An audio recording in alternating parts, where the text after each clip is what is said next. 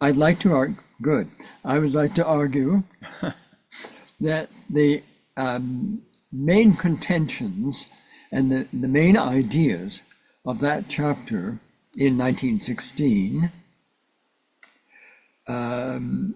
really change little until Russell's death in 1970, and that there is a continuous pattern of publication and commitment to educational writing and research of a certain kind right to the end of his life. But more than that, there's an earlier Russell on education, and David has mentioned some features of it already. Indeed, the principles of social reconstruction are a key text in my view. Its general political economy remained the basic political economy on which Russell relied for his political commentary and, to a certain extent, his views of history right to the end of his life. On education, he really never moved far. But his way of talking moved a fair distance. Some of this I can explain, and some of this I can't, which of course is what makes this man so interesting a subject of historical and literary study. There are things that resist our best explanatory efforts, no matter how hard we try. And one of them is the question of just how and why Russell was willing to compromise very, very slightly the views that he expressed in 1916, the closer he got to the 1940s and especially the 1950s, and the complete triumph of universal education in most parts of the world, that the change towards mass public post-secondary education, all sorts of features in educational provision and educational theory that he could only have imagined in 1916. So there are a few modifications, some of which I can explain and some of which I cannot, in the language that he talks and uses about education towards the end of his life. But we're working on that. Here is Russell writing about the meaning and the politics of education in the nuclear age, in Common Sense and Nuclear Warfare, 1959. This is 40 years after 1916, and I have trouble at times telling the difference between the 2 years. I'll quote, "Mankind survived the wars that have taken place hitherto, but it is doubtful whether survival will be possible in future wars. Hostility between various groups must somehow be softened. It is essentially an educational task. Education in most countries is mainly in the hands of the national state, and therefore tends to teach an outlook which is considered to be in the interests of the state concerned. The development of modern technique, often in singular, sometimes plural, depending on the context, and going back to Russell, and more especially of nuclear weapons, has made armed contests between states futile. It is no longer in the interest of any country to emphasize its superiority to other countries or to cause its boys and girls to believe it invincible in war." That's a surprisingly optimistic line from Russell, but then he's desperate. This is the nuclear age, and he's looking for a way out. With few changes in wording anyway, it's possible to overlay the language of 1959 on the text he published in 1916. Both times, Russell is worried about the destructive powers of unnoticed instinct, for example, fear of the other, of other states, of people who look different from you, who think differently, who profess different dogma, of possessive and destructive impulse, the generally negative power of the state. In both times, he has much the same thing to say on all those points.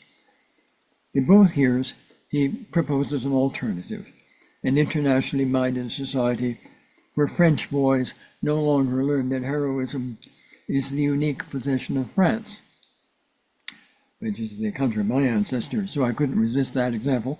In a world governed by international authorities, under a politics of political sympathy for people one has never met or even known, he saw education as utterly transformative and an important, integral aspect of the reforms which would lead eventually, he hoped, to world government.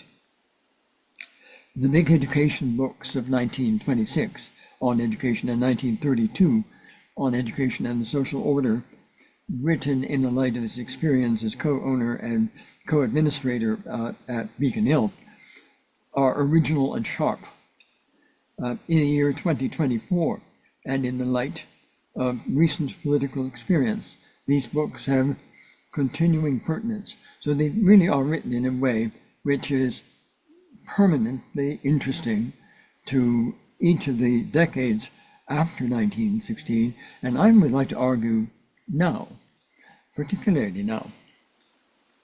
I'd like to mark out three main moments when educational questions came to the fore in Russell's life and work. First, in the mid-1890s, with the publication of Russell's first full-length book, German Social Democracy, his careful description of the rise of democratic socialist parties in the Reichstag runs for just over 170 pages and mentions education only when he's describing the formal political program of the Social Democratic Party in Germany at the time. So you might begin to wonder, well, where is education in this book? But it is there in a kind of passive way. How could it not be? This is the land of Wilhelm von Humboldt, who had brought back a uniform national system of public education at all three levels, beginning in 1810. But wait, there is an appendix to the 1896 book by Alice Russell, B.A. Bryn Mawr, she was then Alice Smith, on the women question in Germany. This is a 20-page discussion of women's uncertain economic status, how children should be educated, and the alarming indifference of social democratic males to their plight, German males. But she may have had British males on her mind as well, as she continued through a long publishing career to write about the social and educational circumstances of British children. She's a writer in her own right. So I'm going to suggest that in 1896, it's hard to tell the difference between the interests, the outlook, and the educational inclinations of these two people. In 1965, Russell's publisher came to propose a reprint of German Social Democracy, but in order to cut reprinting costs, asked whether Russell's appendix need be included. Russell thought not. We know of this appendix really only because of the careful bibliographical work of Ken Blackwell and Harry Ruja in their bibliography of Bertrand Russell. I wouldn't have noticed, frankly, Alice's survey of childhood, the condition of women, and education in Germany, but for Ken's and Harry's work. But this misses a larger point, in a way, talking about Bertie and Alice this way. Alice and Bertie were part of a very active and intentional community of educators and educationists, and that's Cambridge University. Along with two women ancestors, both of them were tied up with the funding and the support of Girton and Newnham colleges, women's colleges at Cambridge, which have been highlighted in a really interesting article by Sheila Turcon, published a few years back. I won't say how many years, but really important in my case for this talk. So you're beginning to see why it's easier to see Russell's work on education in the light of a very long span of time. Really, it's continuous, his commitment to the field and to ideas of education from 1896 at the very latest. And you could say some of the pieces he wrote for the Apostles as an undergraduate would even count. So we can go back to 1890 for all I know, and that's certainly open to argument.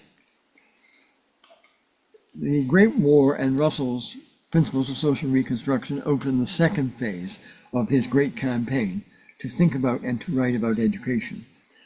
In 1920, Russell visited Soviet Russia, and Dora did likewise, although separately, for complicated reasons we don't need to go into right now. I'm going to just save some time in a few hundred words and say that the very same thing that happened to Alice also happened to Dora. She wrote a chapter in the book on Bolshevism, its practice and theory, and that chapter disappeared in the 1949 reprint.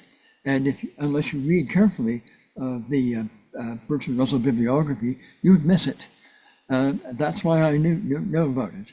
Quite frankly, I wasn't reading carefully enough the originals in the Internet Archive and would otherwise have missed this.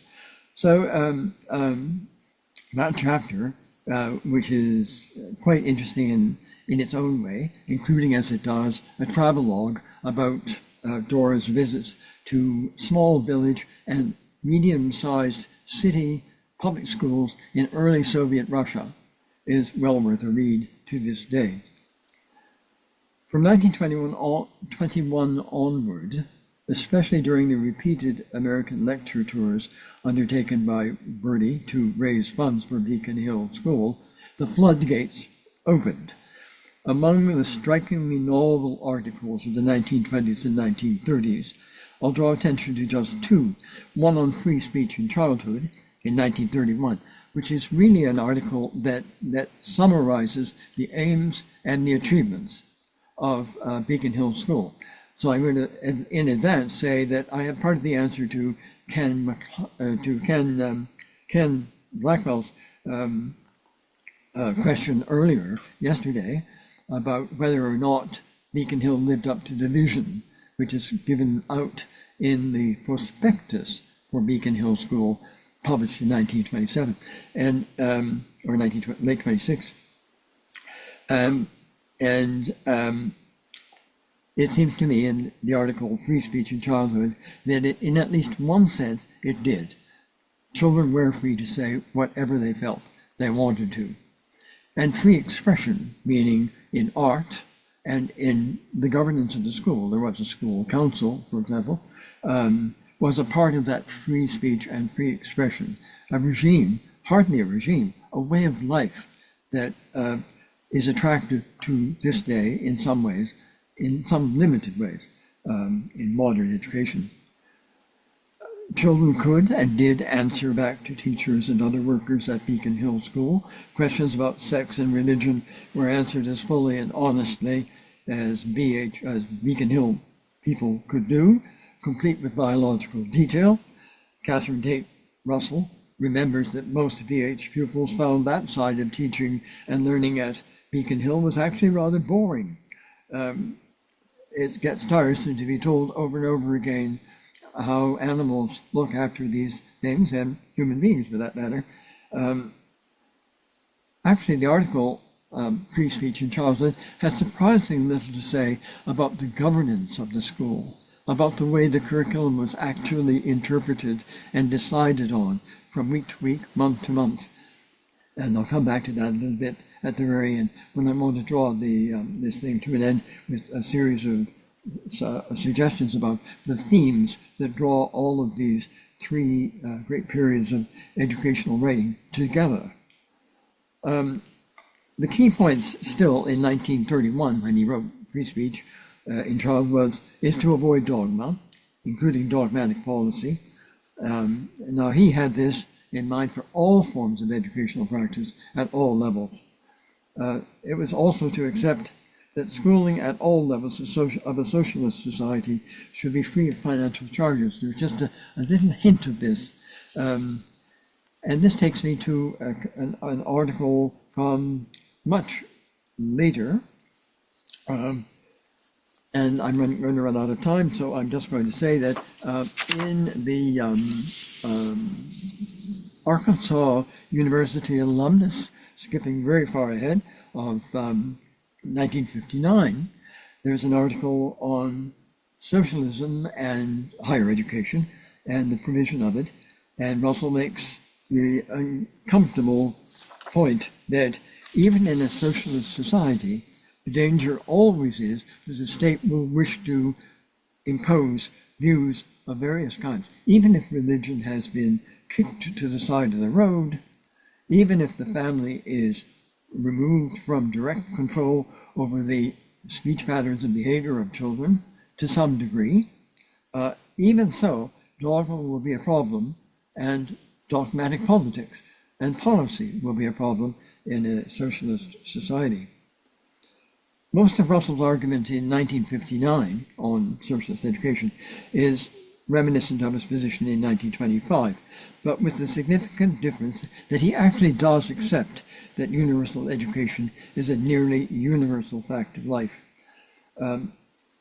He repeatedly says that at universities, to which he pays more and more attention in writing as he gets older, that liberal education and intensive training in natural sciences, mathematics, language, art, and movement are absolutely essential. He has a central or core curriculum in mind, even at the post-secondary level. And this comes out more and more clearly the older he gets. Here's Russell summing up the problem of higher education in 1959. The practice, and I'm quoting him, the practice of teaching clever and stupid pupils together is extremely unfortunate, especially as regards the ablest of them. Infinite boredom settles upon these outstanding pupils, while matters they have long understood are being explained to those who are backward. This evil is greater the greater the age of the student. Since able and intelligent students only require occasional encouragement and guidance, the older traditions of high school and university education should be revised, and radically revised, Russell thinks. And again, I'll quote from him. Here he is. When I was an undergraduate, I made a vow that when in due course I became a lecturer, I would not think that lecturers do any good as a method of instruction, but only as an occasional stimulus. And finally, in a probable response to C.P. Snow's recent lectures and book on the two cultures and scientific revolution, this is still in his 1959 writing, Russell concludes that the two forms of inquiry that are so important and central to him in the education of very small children, high school age kids and universities, should continue, but now much more intensely. So he asks for the marriage of science and art at the highest possible level. So there are a number of questions of historical and a number of philosophical kind that are left hanging by all of this. One is the problem of the state. I've brought up the question of the state several times. Bernie never fails to bring it up. In almost every article, there's an attack on the state, the business of robber barons, as he used to say in the early 1920s. The industrial and class system behind the state or within the state, Russell's slow accustoming to the rise of mass schooling and mass higher education. It's a story in which we see Russell accustoming himself and accepting that the benefits of state participation and involvement in private life may actually outweigh the disadvantages in rare occasions. Now, I may be putting this entirely the wrong way, but there's an open question about whether the state is all bad. Politics, socialism and its political embodiments need to be a little more carefully clarified. And that goes for what he said in Principles of Social Reconstruction, again in the book on education in 1926, the 1932 book on education and the social order, whether parties ought to be asked to participate on one side rather than another in political debates on education. He never really says. There is no education party yet for Russell. And yet he was a member of the Socialist Party, the Labour Party, from 1915 to 1965, when he famously tore up his Labour Party membership card at an anti-war rally. The question of religion remains. Increasingly, he's concerned with the rise of new dogmas, patriotic, efficiency-oriented education policy, and so on. He sees these as forms of dogma, and I must say I do too. So rankings, performance indicators, and so on already bothered Russell in the 1940s, and they really bothered him by the late 1950s. And you've heard it a little, just a hint of it, in the quotes I've given you just a moment ago. Freedom, meaning free expression and free speech from birth onward, along with modified skepticism and his recommended way of analyzing problems in all fields of study, what he calls the scientific method in philosophy, in his speech on that, or his talk on that subject. That kind of freedom, he never really quite finished describing, particularly in the context of a rapidly corporatizing American society, and British society for that matter. What is free speech when you have corporations that have the kinds of powers, especially in all the media, that they do, and had already in the 1940s?